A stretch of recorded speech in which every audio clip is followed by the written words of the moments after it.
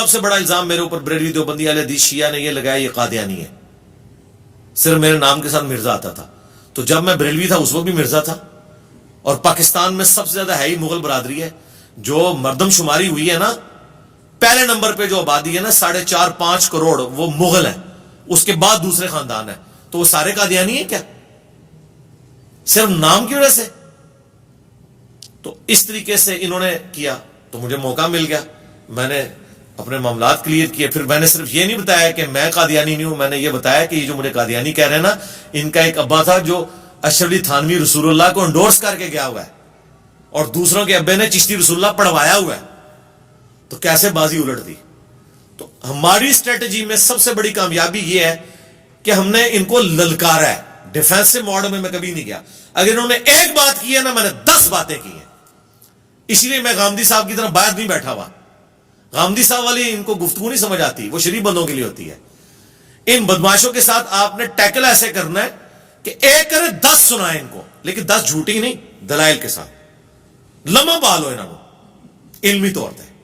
پھر یہ defensive mood میں نہ چھیڑو سر, وہ تو پتہ ہے وہ چھڑنا نہیں ہے. آپ کو تو تجربہ ہے نا کہ علماء کتنے ڈرتے ہیں مجھ سے. ان کو پتہ ہے ایک بات کی نا تو یہ 4 سنائے گا. مرڈر اٹیمپٹ ہوئی, اس کے بعد مین میڈیا میں ساری چیزیں آ گئی. تو یہ چیزیں تو پھیلی نا, اس کا مجھے کوئی نقصان تو نہیں ہوا, فائدہ ہوا ہے. اور یہ سمجھتے تھے کہ یہ ایکٹیویٹی کروا کے نا تو مجھے بزدل کریں گے. میری طبیعت بالکل ڈیفرنٹ ہے. مجھے کوئی بندہ چھیڑتا ہے نا, میں اس کو چھوڑتا نہیں ہوں, چاہے جو مرضی ہو جائے. ہم منگولوں کی اولاد ہیں, ان کو پتہ نہیں ہے منگولاں دے ہاتھ لگے نا تو آڈے سارے بابے منگولاں نے وڈے ہوئے نے, جتنے اولیاء اللہ نے, جدوں وہ کافر سن, اور انہوں منگول مسلمان ہو جان تو انہوں بھی بابے انہوں نے وڈنے نے علمی طور پہ. تو ایک میری سرشت میں ہے, میری نیچر کے اندر ہے. جیسے پٹھانوں کو نہیں آپ نے دیکھا, جب لڑتے ہیں تو لگتا ہے یہ اگلے کو مار دیں گے خود مریں گے. یہ میری نیچر ہے علمی طور پہ. میں فزیکلی جنگ نہیں لڑتا. علمی میرے اعصاب اتنے مضبوط ہیں کہ یہ زمین و آسمان کے سارے مولوی مل کے مرے ہوئے زندہ سامنے آ جائیں اللہ کے فضل سے. میں جو قرآن و سنت میں بلیو رکھنے والا ہوں نا, مجھے یہ متزلزل نہیں کر سکتے. میں ان کی ایک ایک بات کا جواب دوں گا اللہ کے فضل سے. اور آپ کو نظر آئے کہ کیسا میں ان کے اعصاب کے اوپر سوار ہوا. تو یہ جو ایکٹیویٹیز پرفارم کرتے ہیں نا, اس سے میں ڈیفینسو موڈ میں نہیں جاتا بلکہ مزید اوفینسو ہوتا ہوں. تو اس کی وجہ سے پھر دعوت کو اور ٹریگر ہوتا ہے. یہ جتنے الزامات لگاتے ہیں یہ سمجھتے ہیں الزام لگائیں گے تو یہ ڈر جائے گا. ٹرینڈ چلایا نا انہوں نے میرے خلاف محرم میں, ٹرینڈ الٹا پڑ گیا. ٹرینڈ میں آپ جائیں 90% میرے حق میں لوگوں نے ویڈیو چڑھائی ہوئی ہیں, حدیثیں. اگر 4 بندوں کو نہیں پتا تھا ان کے ماموں نے کیا کیا ہے تو اب حدیثوں کی وجہ سے سب کو پتا چل گیا. صاحب نے کہا یار صحیح تو کہہ رہا ہے, اس نے کون سی اپنی بات کی ہے. میں فرنٹ سے آگے بات کرتا ہوں کہ یہ بات کی ہے, اچھا آ جاؤ اب دیکھو پھر یہ بات کس کس نے کی ہوئی ہے, آؤ فتوا لگاؤ. فوراً ڈر جاتے ہیں یہ. اب اس طرح کی باتیں اگلے لوگوں کے دماغ میں کیوں نہیں آتی تھی؟ وہ اس لیے نہیں آتی تھی کہ اس کے بعد پھانسیاں, کوڑے اور جیلیں ہوتی تھی. ہر زمانے میں ایسے لوگ اٹھے ہیں لیکن انہیں حکمران دبا دیتے تھے, کیونکہ حکمران سارے بیٹھتے ہی مزاروں کے اوپر تھے, بابوں کے ذریعے دنیا کے اوپر حکومت کرتے تھے. اس لیے آپ دیکھیں نا, وہ جب بھی کسی حکمران کا ذکر آئے گا نا ساتھ ایک صوفی بزرگ کا بھی ذکر کر دیں گے. وہ دیکھیں نا, وہ سات چیزیں جڑی ہوئی ہیں.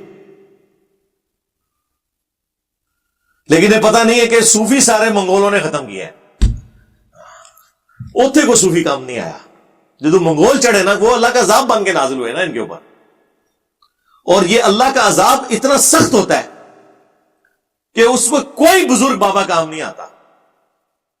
حتیٰ کہ اللہ تعالیٰ جو عذاب مسلط کرنے والے کافر ہیں نا انہیں اپنی طرف منسوب کر لیتا ہے.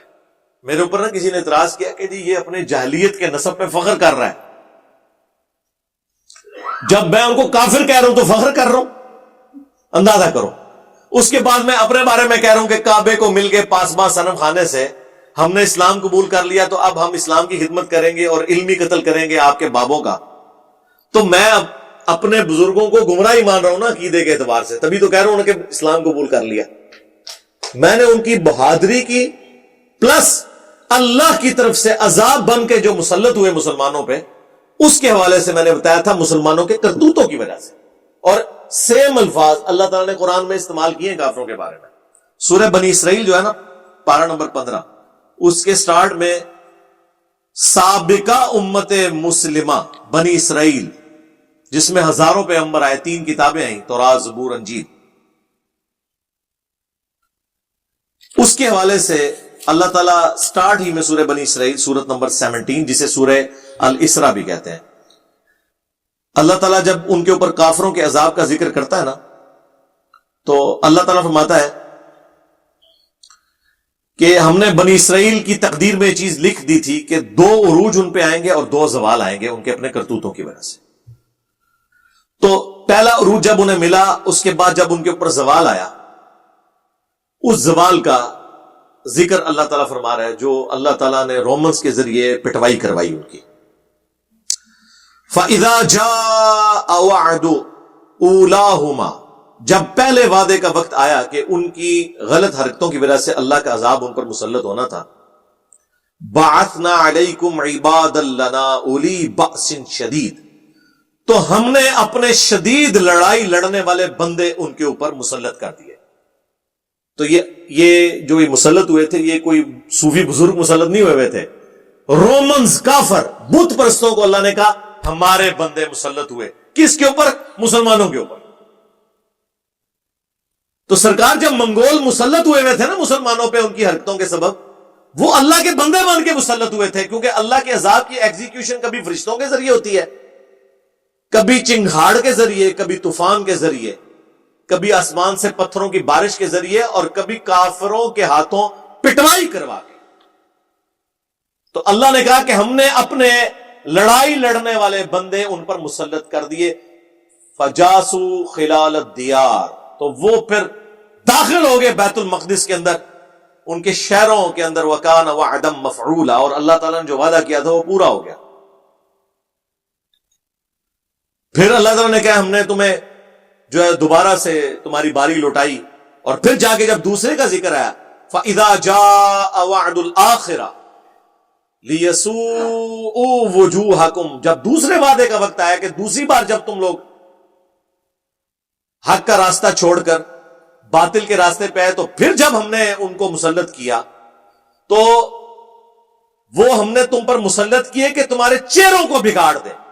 وَلِيَدْخُلُوا الْمَسْجِدَ كَمَا دَخَلُوهُ أَوَّلَ مَرَّةٍ، اور وہ اس مسجد اقصی میں، یروشلم میں، ایلیا میں، بیت المقدس میں اسی طریقے سے داخل ہوں جس طرح پہلی دفعہ داخل ہو۔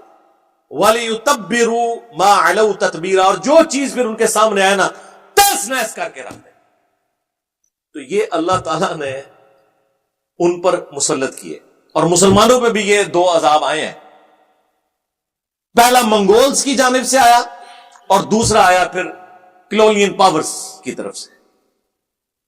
مسلمان بھی یہ 2 عذاب بھگت چکے ہیں، سیم وہی رب لکھا اس امت میں ہوا۔